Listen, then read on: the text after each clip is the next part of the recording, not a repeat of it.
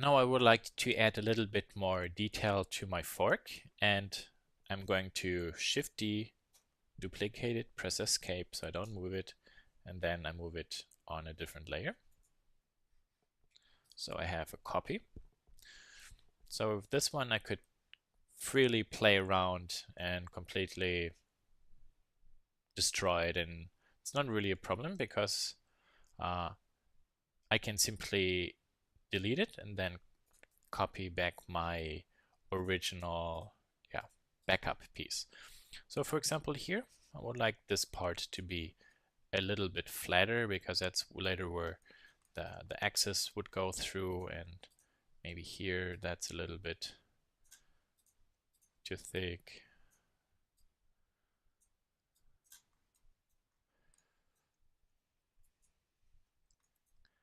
And I'm still only using the local orientation. From a side view, for example, I could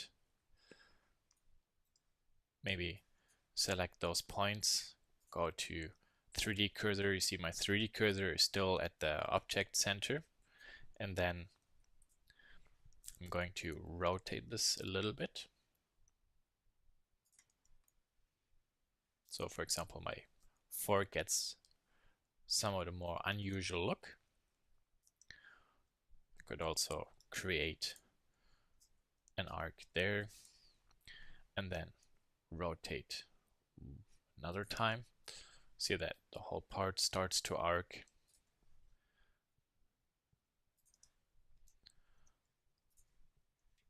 Or all this goes reverse.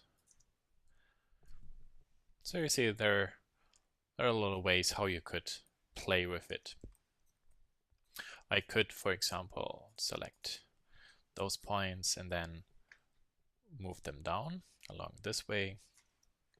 So if I zoom in a little bit and look at it from below, you can see that I get somewhat kind of like a plane-like shape, so that the front part is thin and the back part is a little bit thicker.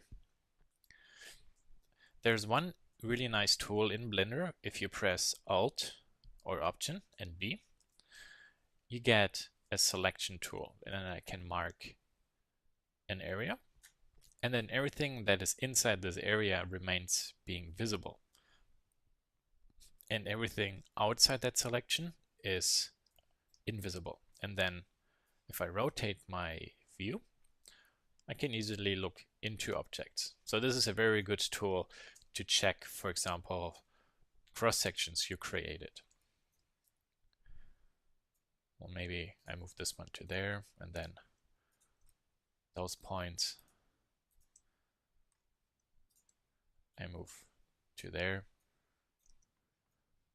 So for example, that at the top part, it is round, and then step by step, the design flows into kind of like more like a rounded triangular shape, as you can see. So there are basically no limits to your creativity given. It's all up to you how you would like to shape this. Maybe the inner part I would like to tighten a little bit, so I could create a loop cut.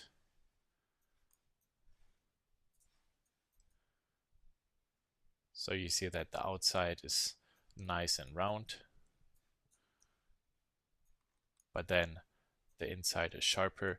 And if you go into edit mode, you can still see you can select everything. So if I add another loop cut,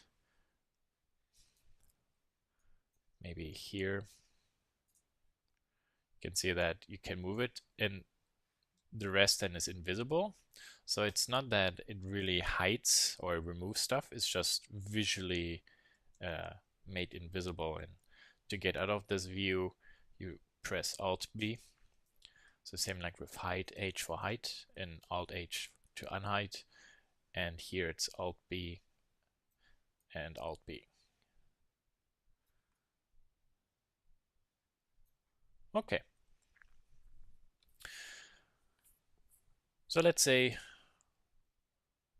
The fork somewhat is okay. I'm comfortable with it. But my upper part of my fork looks not really very usable. If I would put that into a system, and it needs to be perfectly round, kind of like an axis. So what can we do here? Well, it's actually not really very difficult.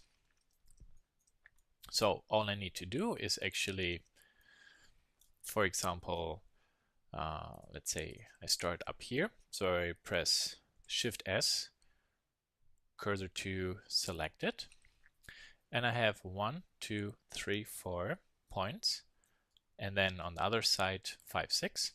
So I have to create a circle that has 6 points. So similar to the spokes where I created this circle inside matching the other points. I'm going to do the same up here. But to do this correctly, I'm going to undo this rotation and memorize it. That's 22 degrees. So I put it to 0. Because if your objects are lined up horizontally, it's a lot easier to insert other parts, because this ring I put in has to be planar. So with my 3D cursor reset, I can add a circle, 6 points, 0.01, and then I can start scaling this down, maybe, let's say, somewhat till there. And then those points I delete, because I don't really need it. And I can select this and press E to extrude, move it down. And then, for example, here I patch this in, and then I patch this in. Oh, hold on. I'm going to undo this. Oops, there was one too much. Because what I want is actually only in here, so where the piece goes in, it's going to be round, but on the top and the bottom part, it should be this rectangular look again. So I don't want to completely delete it. So somehow I need to sculpt a surface inside that is circular. So to do this again, I change the rotation.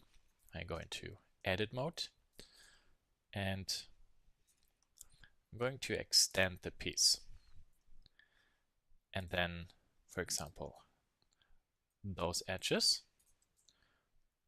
I'm going to delete. So I cut in a space.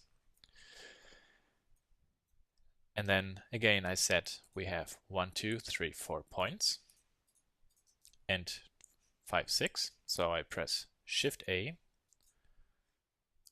Here are my 6 vertices. And then I can scale this ring down a little bit.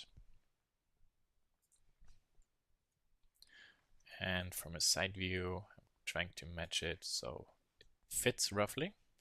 And then I move it down a little bit. And you see, that's why the positioning of the 3D cursor is so important. If my 3D cursor is somewhere there and I press Shift A, the ring is inserted there. And then I have to move it and hope that it will fit. Way too much work. So in case this happens, simply select this point and the opposite point, Shift S, cursor to selected, and then Shift A, circle. So then you inserted an object already correctly positioned. Move it down, press E and Z, so you extrude and move it down. Those points here I can delete because my object has a mirror modifier. And then I can patch in those faces.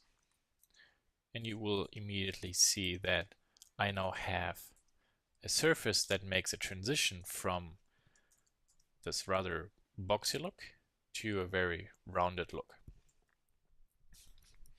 So then this one has to go back to 22.004, I think it was, or 04.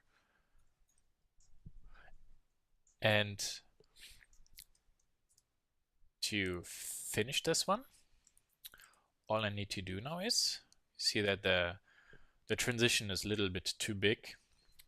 So I'm going to select those loop cuts and maybe scale them down till there. Same here. And again, I select a loop cut by pressing Alt and then clicking on the object.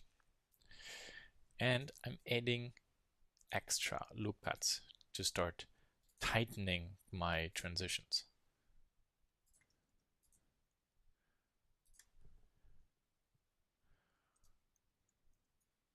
So you see this one already looks a little bit better, but that chamfer or fillet is of course still way too big. So I'm going to move those up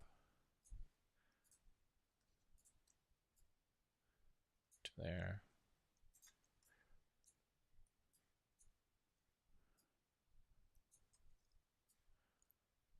Make sure that everything is also selected.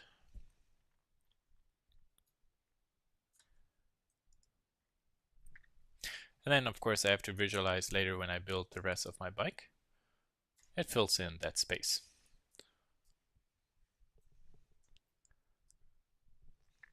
So that's, for example, most of the bike.